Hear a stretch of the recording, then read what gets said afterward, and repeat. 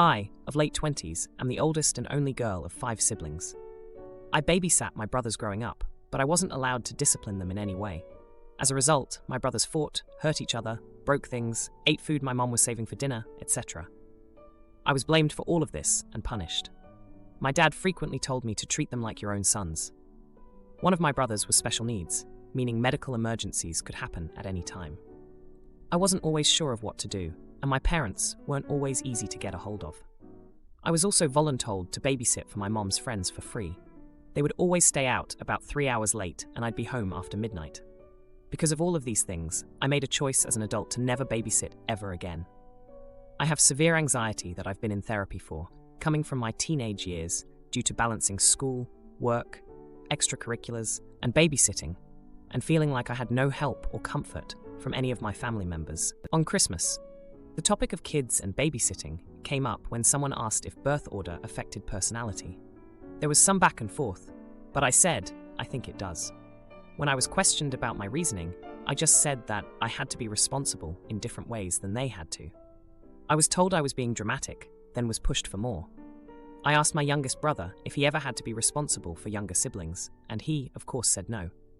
I said that babysitting them put a lot of responsibility on me that I didn't consider appropriate for my age and maturity level, and that they'd never had to go through that. I also explained that I had to go without a lot of our parents' attention so they could have it. Example: they missed my fencing tournaments and orchestra concerts to go watch my brother's wrestling practices. After all of that, everyone was quiet until my dad said, "So you don't believe in family responsibility?" I explained that I do, but that there was a point where the amount of responsibility wasn't appropriate for one kid to handle. I also said that I don't think kids should be forced to babysit their siblings because it creates an unhealthy dynamic between them. My dad responded with, "I didn't have to feed you or keep you in the house." I asked him what he thought would happen if he didn't do those things for me as a kid. He said, "I'd have a skinny, cold kid." For more context, aside from my wedding and $300 for rent one time, I never asked for anything from my parents after I left at 18. I thought about asking what he thought was his responsibility as a father, but I realized he wasn't taking me seriously, so I dropped the topic. I was told I was being ridiculous, and that I should let things from the past go. I'm wondering if I'm TA because my parents did need a lot of help with their kids growing up, especially with my special needs brother. I do also believe in responsibility to one's family, but clearly my line is different from theirs. Am I the idiot? Now for a few comments before the update. Comment 1. I firmly believe in this. I have an 11-year-old and a 2-year-old. People are always saying, "Oh, that's perfect. The older one can watch the younger one." No, just no. My older child isn't a built-in babysitter. Now, if he wanted to watch the younger one to make money, I'm all for that, but it's his choice. Not to say I won't tell him to keep an eye on his younger brother for 3 minutes while I go to the garage to put some laundry in the washer or something. But I'm not going to step out for hours at a time and make him the parent while I'm gone. Comment 2. Not the idiot. Your father did have to feed and house you. You, on the other hand, were not legally obligated to any babysitting, let alone treat them as your sons. Your parents were not fair to you. Yeah, some babysitting is fine, but it sounds like your brothers were favored over you, and your father was being a weenie at Christmas. If your parents couldn't handle 5 kids without turning you into their nanny, they should have stopped having kids at 2 or 3. Now, for the update. Hey everyone, thanks for all the support on my last post. It's been a hectic few days, and I've got some updates that I think you'll find pretty interesting. So, after the whole Christmas debacle, things seemed to cool off for a bit. My parents and I didn't talk much, which was nothing new, but I could feel the tension whenever we were in the same room. My brothers, well, they were just being themselves, oblivious to the storm brewing. But then, 2 days ago, my youngest brother, the one who never had to babysit, called me up out of the blue. He said he needed a huge favor. His wife was in labor with their first child, and he needed someone to watch their dog. I was hesitant, but the memory of being the responsible one kicked in, and I agreed. I went over, and things were fine at first. The dog was a sweetheart, and I was actually enjoying the peace and quiet. But then, my brother came back, and he wasn't alone. He had our parents with him, and I could tell something was off. They were all smiles, talking about the new baby, but the air was heavy with unspoken words. My dad, in his typical fashion, started talking about how family should always be there for each other, how I was doing the right thing by helping out. It felt like a slap in the face, considering our last conversation. I tried to keep my cool, but then he said something that made my blood boil. He mentioned how I'd always been the caretaker and how some things never change. I couldn't hold it in anymore. I confronted him about how he and Mom had always pushed the responsibility onto me, how they'd never been there for my important moments because they were too busy with my brothers. I told him how that had affected me, how it had contributed to my anxiety. My brother, the new dad, he tried to mediate, but it was clear he didn't get it. He'd never had to sacrifice his time and energy the way I did. And then the heartbreak hit. My mom, who had been quiet this whole time, finally spoke up. She said that they had always known I was strong enough to handle it, that they had relied on me because I was the one they didn't have to worry about. It was meant to be a compliment, I think, but it felt like a betrayal. All those years of feeling second best, of being the afterthought, it was because they thought I didn't need them. I was devastated. I had always thought that maybe they didn't see what they were doing to me, but this was worse. They saw, and they chose to do it anyway. The argument escalated, and I ended up leaving, the dog forgotten in the chaos. I went home, and I cried. I cried for the little girl who just wanted her parents to see her, for the teenager who had to grow up too fast, and for the adult who still couldn't escape her past. Yesterday, my brother called to apologize. He said he didn't realize how much I had been through, how different our experiences had been. He asked if I would come to see the baby, to be the aunt I never had the chance to be. I wanted to say yes, I really did, but I couldn't. Not yet. I told him I needed time, that I had to work through some things first, and that's where I am now. I'm trying to figure out how to move forward, how to reconcile the love I have for my family with the pain they've caused me. It's not easy, and I don't have all the answers, but I'm working on it. I'm working on finding a way to be part of my family without losing myself in the process.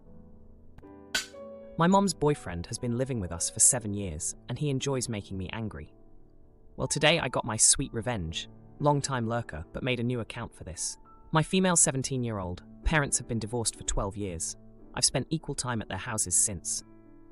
7 years ago, Mum started dating Gary, male in his 40s, fake name.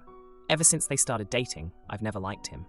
We butt heads, he gets enjoyment out of making people angry, and Gary has taken his anger out on me. One time, he called me an a-hole and blamed me for his and my mum's temporary breakup. I was 11.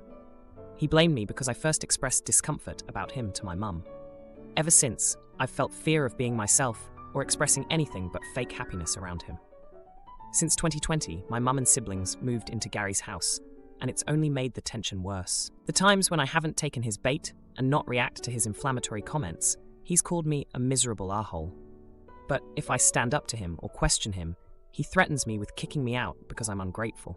I hate living with him. I lock myself in my room to avoid him during weekends. I don't know how to act around him. My dad knows how I feel about Gary. Before we moved in with him, Dad and I made a deal to try to get along with him. For the most part, I just smiled and nodded, only speaking when spoken to. I find it so hard to even try to get along with him when I know he likes to try to make me upset. Anytime I've slipped up and spoken up, Dad's told me to keep trying to keep the peace. I've thought about being at my dad's more to avoid Gary. Here's the incident that's tipped me over the edge lately. For context, there's a rule at our house about food stealing. If it has someone else's name, you aren't allowed to eat it. A rule Gary made. I had a packet of chocolate in the fridge, which he saw me write my name on it. One day, I go to have some chocolate, and I saw there was less chocolate in the packet than when I left with. Gary grins at me and said, "That was some good chocolate, ramen noodles." I was stunned for a second. This is where I might be an a-hole. I snapped. "You broke your own rule, Gary. My name was on the packet. What gives?" Gary snapped back. "Well, I never made that rule." My mum, who was in the vicinity, said, "Yes, you were the one who made the rule." Gary pulled out some snacks from the pantry. He basically said, "Well, I buy all this food for you. Should I label it too? If you can't share yourself, then you're so overdramatic, honestly." Then he left. I was flabbergasted. My sister later said he labelled all the snacks in the pantry and fridge with my siblings' names, but not mine. I don't care about him eating my chocolate. I care about how he can't apologize and plays immature games. I'm sick of constantly feeling like I'm playing a character too scared to speak out. I want to spend more time at my dad's house away from Gary because of stuff like this. Would I be the a-hole if I admitted this? Edit to add. My dad has been friends with Gary for over 15 years. Now, for a few comments before the update. Comment 1. Not the idiot. So basically, Gary's rule is that what's mine is mine, what's yours is mine. That way, if his name is on something, don't touch, but anyone else's name means nothing, because he buys all the snacks for the house. He's the jerk, and he's targeting you. If no one takes you seriously about wanting to switch homes, get a counselor from school involved. If need be, go as far as CPS. You don't need this bullying freaking up your self-esteem for the rest of your life. Comment 2. Not the idiot. The adults are, though, including your father. Your mom is for allowing her partner to bully her children, her partner for being a bully towards children, and your father for continuously telling you to keep the peace rather than stepping up and confronting the bully for the sake of his own child. Edited for a typo. Now, for the update. A lot has happened since my last post, and I've got to say, things have taken some unexpected turns. So, after the whole chocolate incident, I decided I'd had enough. I talked to my dad about spending more time at his place. He was hesitant at first, reminding me of our deal to try and get along with Gary, but I could tell he was worried about me. He's always been the one person who gets how I feel about Gary, even though they've been friends for so long. Now, here's where things get crazy. My dad sat me down and told me something I never knew. Years ago, before my parents split, Gary had actually been interested in my mom, but she chose my dad, and they got married. Gary never really got over it, and when my parents divorced, he saw it as his chance. My dad thinks that's why Gary's always had it out for me, because I'm a constant reminder of what he couldn't have. I was shocked. It made sense, though, in a twisted way. Gary's anger towards me wasn't just random, it was personal. But wait, it gets even more messed up. My dad had been keeping an eye on Gary, and he noticed something off. Gary had been sneaking around, and my dad suspected he was hiding something. So my dad did a little digging and found out that Gary had been fired from his job months ago. He'd been pretending to go to work every day, but he was actually going who knows where. When I heard this, I was floored. My mom had no idea, and Gary was the one always lecturing us about responsibility and honesty. The hypocrisy was unbelievable. I decided to confront Gary about it. I waited until my mom was out, and I asked him point blank if he was still working. Gary's face went white, and then he exploded. He started yelling about how it was none of my business, and how I was always causing trouble. But I stood my ground. I told him I knew everything and that he was the one causing trouble, not me. The argument got heated, and Gary did something I never thought he would. He raised his hand to me. He didn't hit me, but the threat was clear. I was terrified, but also furious. I told him if he ever tried anything like that again, I'd call the police. After that, I packed a bag and went straight to my dad's house. I told him what happened, and he was livid. He immediately called my mom and told her everything, about Gary's job, the threat, all of it. My mom came over to my dad's house, and we all had a long talk. She was in disbelief. She had no idea about Gary's job, and she was horrified that he'd threatened me. She apologized for not seeing what was going on, and she promised things were going to change. The next day, my mom confronted Gary. She demanded the truth, and when he couldn't give it to her, she told him it was over. She said she couldn't be with someone who lied to her and treated her daughter that way. It was a huge blowout. Gary tried to apologize, to explain, but my mom wasn't having it. She packed up our stuff, and we left. We're staying with my dad for now, while my mom figures out what to do next. As for Gary, he's been trying to contact us, but my mom's not interested. She's realized how toxic he was, not just to me, but to our whole family. It's been a tough week, but I feel like a weight has been lifted. I don't have to pretend anymore, and I don't have to be scared in my own home. Millie's son was supposed to be in my son's class, but she asks to join our group chat, and I say no.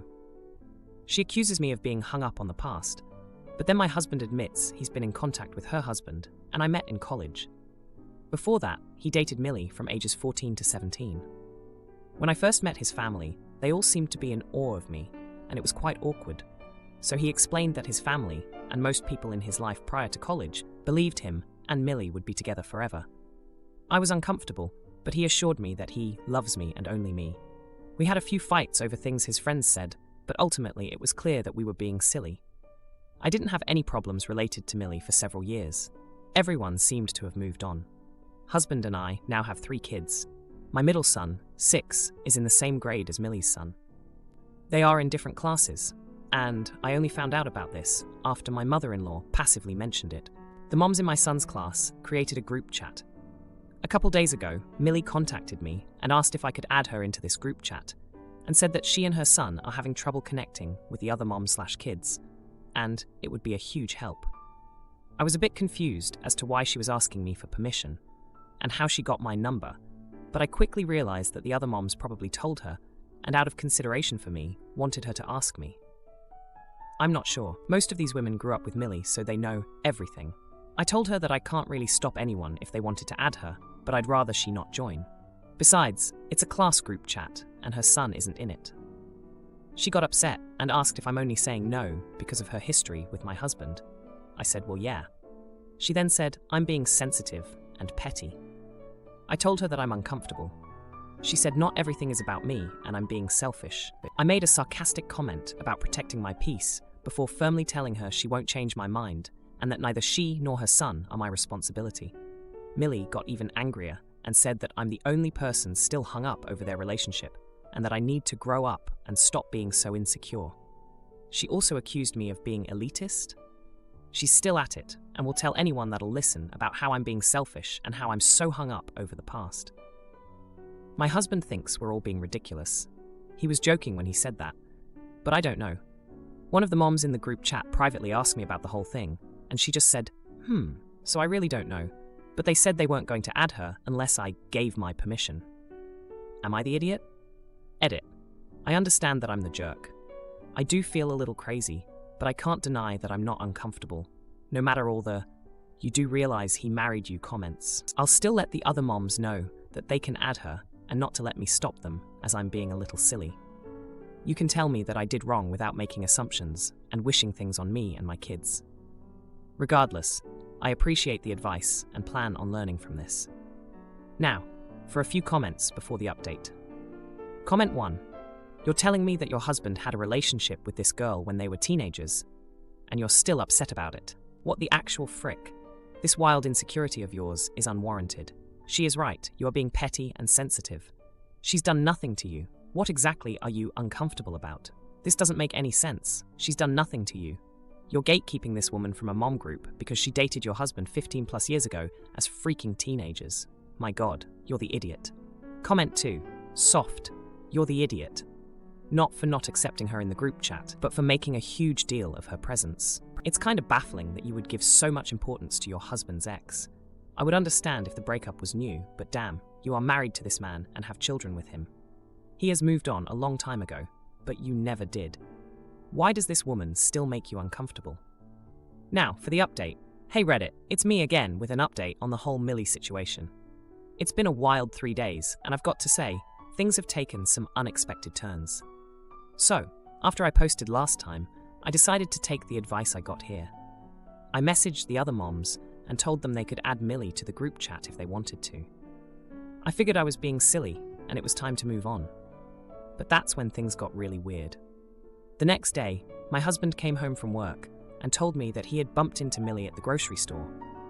They had a brief chat, and she brought up the group chat drama. My husband, being the peacemaker he is, told her that I had given the green light for her to join. He thought he was helping, but I couldn't help feeling a bit betrayed that he'd discussed it with her without talking to me first. Anyway, Millie got added to the chat, and at first, everything seemed fine. She was friendly, and the other moms were welcoming. But then, the first shocker dropped. One of the moms, let's call her Sarah, sent a message meant for Millie to the whole group by mistake. It was about a playdate that had been arranged for Millie's son and Sarah's daughter. The thing is, Sarah's daughter is in my son's class, not Millie's. I was confused, but I let it slide. The next day, I was at the park with my kids when I saw Millie there with her son. She came over to talk, and things got heated. She accused me of trying to isolate her from the other moms, and said that I was still jealous of her past with my husband. I was taken aback, but before I could respond, she dropped another bombshell. She claimed that my husband had been texting her, and that they had been talking about old times. I was shocked and didn't know what to believe. I confronted my husband when I got home, and he admitted that he had been in touch with Millie, but insisted it was all innocent and just about their kids. I wanted to believe him, but doubt had crept in. The next day, I decided to do some digging. I asked the other moms if they knew anything about Millie and my husband talking.